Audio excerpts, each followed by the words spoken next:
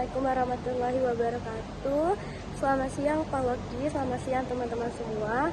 Sebelumnya izin memperkenalkan diri, nama saya Amanda Alicia Putri, mahasiswa Prodi Psikologi, Fakultas Psikologi, Universitas Mercu Buana. Pak Loki dan teman-teman, sebelumnya saya minta maaf kalau di hidung saya ada Hansaplast karena saya sedang sakit, karena saya sedang flu. Ini tuh aku mau ngajak kalian ngobrol-ngobrol santai tentang sesuatu yang sebenarnya dekat banget sama kehidupan kita sebagai mahasiswa, tetapi terkadang suka disepelekan. Apa itu? Mari kita bahas. Jadi, topik hari ini adalah bersosialisasi untuk relasi. Kenapa sih penting banget untuk kita bersosialisasi? Karena di dunia perkuliahan, kita nggak cuma belajar teori dan dapat nilai aja teman-teman, tapi kita juga harus pintar-pintar bangun relasi, baik itu dengan teman, kakak tingkat, dosen, bahkan staf kampus lainnya. Kenapa kita harus melakukan hal tersebut?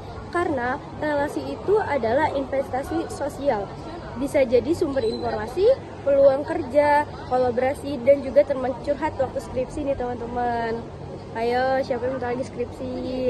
Nah, di video kali ini aku bakal ngajak kalian ngelihat bagaimana sih bersosialisasi bisa jadi kekuatan kita sebagai warga kampus. Kita juga bakal bahas beberapa teori singkat, contoh nyata, kendala yang sering muncul, sampai ke solusi dan ajakan buat kalian semua. Yuk kita mulai. Nah, masuk ke penjelasan kedua.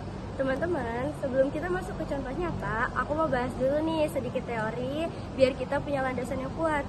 Jangan khawatir, ini gak bakal berat kok. Jadi gini, sebagai makhluk sosial, manusia itu butuh berinteraksi, of course. Nah, menurut ilmu sosiologi dan ilmu kewarganegaraan, sosialisasi adalah proses di mana seseorang belajar nilai, norma, pengetahuan, dan juga keterampilan dari lingkungan sosialnya. Dalam konteks mahasiswa, sosialisasi ini terjadi saat kita ngobrol bareng teman, berdiskusi dengan dosen, atau bahkan pas ikut organisasi dan kepanitiaan kampus. Disitulah proses pembelajaran sosialisasi dan pembentukan relasi terjadi. Selain itu, dari sisi kewarganegaraan, membangun relasi itu bagian dari partisipasi aktif sebagai warga negara yang baik. Karena kita bisa jadi lebih peduli terhadap sesama, lebih kritis, dan siap bekerja sama untuk hal-hal positif di lingkungan kampus. Di era modern kayak sekarang, membangun relasi itu nggak cuma lewat ngobrol langsung saja, tapi bisa lewat platform digital kayak WhatsApp, grup kelas, forum kampus, bahkan Instagram. Tapi tetap kuncinya adalah komunikasi yang sehat, rasa hormat, dan keterbukaan. Nah, setelah ini teman-teman, kita bakal kasih lihat contoh penerapan di kehidupan nyata. Dan biar nggak boring, aku dan teman-teman aku bakal bikin sketsa singkat. Vera, buat yang matkul kemarin gimana yang buat event kewirausahaan? Kamu ikut? Iya, aku daftar. Soalnya bisa dapat sertifikat juga. Katanya malah bisa ketemu investor kecil-kecilan loh. Wah serius? Kayaknya seru banget. Kamu tahu dari mana? Dari grup organisasi BEM. Makanya kamu gabung juga dong. Banyak loh info-info penting di sana. Iya juga sih, aku pikir organisasi itu cuma buang-buang waktu doang. Ternyata bisa banyak manfaatnya juga ya. Ya, selain nambah relasi, bisa banget buat upgrade skill juga. Yuk daftar, aku nanti rapat, aku ajak rapat mingguan.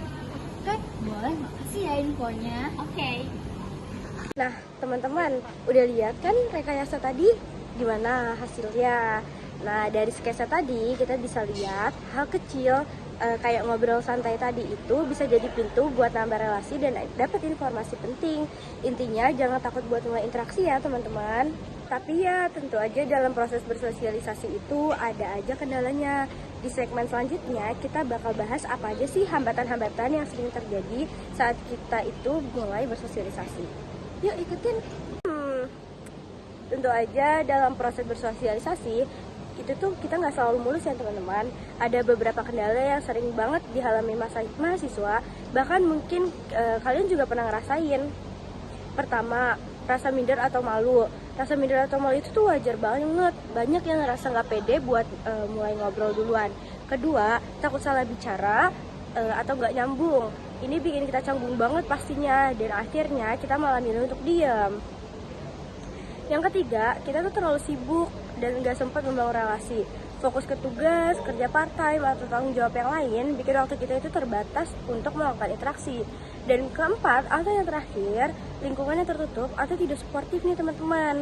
Jadi pada dasarnya bersosialisasi itu bukan hanya tentang diri kita, tapi tentang bagaimana lingkungan itu menerima kita.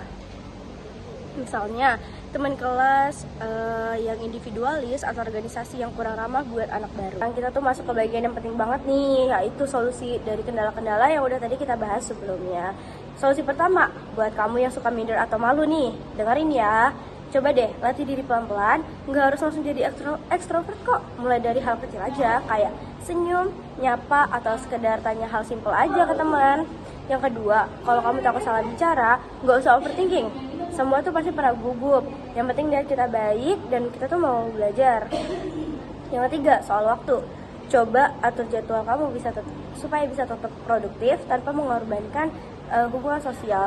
Misalnya seminggu sekali kalian ikut acara kampus, kepanitiaan kampus, atau kalian bisa ikut nongkrong bareng teman kelas. Yang terakhir, kalau lingkungan itu tertutup, kita tuh harus mulai duluan membuka diri.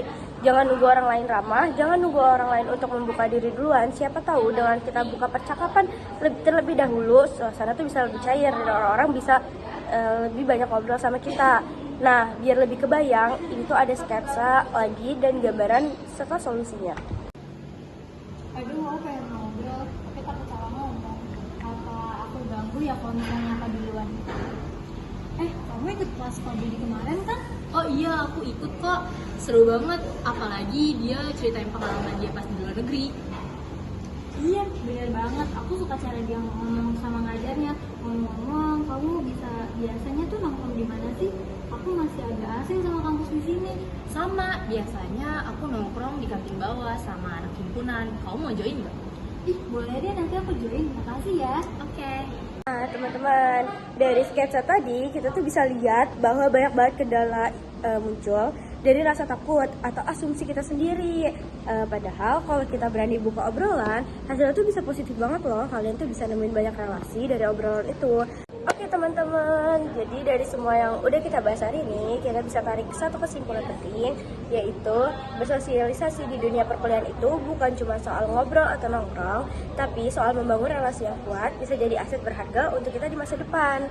Kita tuh bisa mulai dari hal-hal kecil, kenalan sama teman kelas, ikut organisasi, diskusi bareng dosen, sampai aktif di forum atau kegiatan kampus. Dengan begitu, kita nggak cuma jadi mahasiswa yang lulus secara akademik, tapi juga punya koneksi sosial yang kuat, siap bersaing di dunia nyata, dan jadi warga negara yang aktif dan juga peduli. Dan ingat, relasi yang baik itu bukan soal banyak-banyakan kenalan, tapi seberapa berkualitas dan bermaknanya hubungan kita dengan orang-orang sekitar. Nah teman-teman semua, sebelum video ini selesai, aku punya sedikit saran dan ajakan untuk kalian semua. Mulai sekarang, yuk beranikan diri untuk lebih terbuka dan aktif bersosialisasi di lingkungan kampus. Jangan tunggu orang lain untuk nyapa duluan ya. Kamu bisa jadi orang pertama yang bikin suasana jadi hangat, jadi tempat cerita, atau bahkan jadi jembatan antar satu sama lain. Gabunglah dalam organisasi, ikut komunitas, atau setidaknya hadir di acara-acara kampus. Seperti mungkin di seminar ya. Dari situlah kita bisa dapat ilmu, pengalaman, bahkan peluang yang gak kita temuin di kelas atau dimanapun. Jangan takut salah, jangan takut gak dianggap. Semua orang pernah ngerasa canggung di awal, tapi justru dari interaksi dan keberanian kecil itulah kamu bisa mulai membangun relasi yang kuat dan bermakna. Jadi yuk, kita jadi mahasiswa yang bukan cuma pintar di kelas, tapi juga kaya relasi dan pengalaman. Karena di luar ruang kuliah pun kita bisa belajar banyak banget hal. Terima kasih udah nonton video ini sampai akhir. Semoga bisa bermanfaat dan bisa jadi motivasi buat kalian semua dan juga buat diri saya sendiri. Sampai ketemu di relasi-relasi baik lainnya. Salam hangat dari aku, Amanda Alicia Putri, dan semangat bersosialisasi. Bye-bye.